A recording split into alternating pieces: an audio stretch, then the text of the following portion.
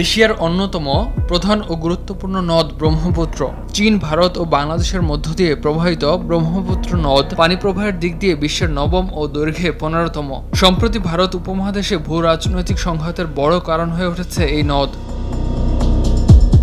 শক্তিশালী নদ ব্রহ্মপুত্রের উৎপত্তি হিমালয় পর্বতের উত্তরাংশে কৈলাস পর্বতের কাছে মানস সরোবরে ইয়ারলাং স্যাংপো নামে চীনের তিব্বতের পূর্বাঞ্চল দিয়ে প্রবাহিত হয়েছে এটি। এরপর ভারতের অরুণাচল প্রদেশের মধ্য দিয়ে প্রবাহিত হওয়ার সময় শিয়াং বা সিয়ং নাম পেয়েছে এটি। তারপর ভারতের আসামের মধ্য দিয়ে আসার সময় এর নাম হয়েছে দিহাং।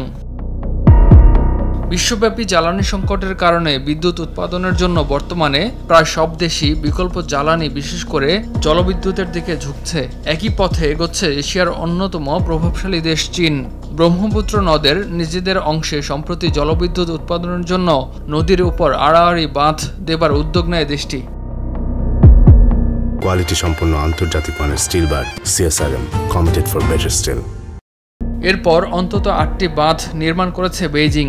এরই মধ্যে কয়েকটি চালু হয়েছে, বাকিগুলোর কাজ প্রক্রিয়াধীন। এসব বাঁধের ফলে এরই মধ্যে নদীর ভাটিতে পানির প্রবাহ কমে গেছে। বাকি বাঁধগুলো চালু হলে পানি প্রবাহ ব্যাপকভাবে কমে যাবে। সে আশঙ্কা থেকে ভাটির দেশ ভারত এর প্রতিবাদ জানিয়ে আসছে। দেশটির উদ্বেগের কারণ, বাঁধের কারণে দেশটিতে শুষ্ক মৌসুমে পানির প্রবাহ কমে যেতে পারে, আর এতে করে একটি অংশের মানুষের জীবন ও জীববৈচিত্র্যে ব্যাপক প্রভাব ফেলতে পারে। যদিও চীনের দাবি ব্রহ্মপুত্র নদের জলবিদ্যুৎ প্রকল্পের জন্য নির্মিত বাঁধগুলো ভারতের উপর কোনো প্রভাব ফেলবে না।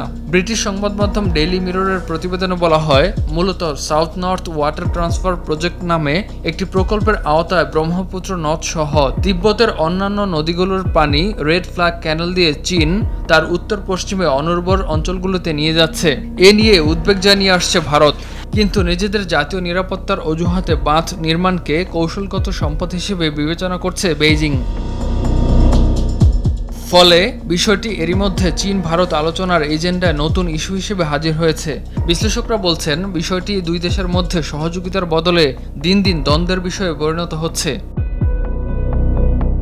ইমতিয়াজ আহমেদ, RTV।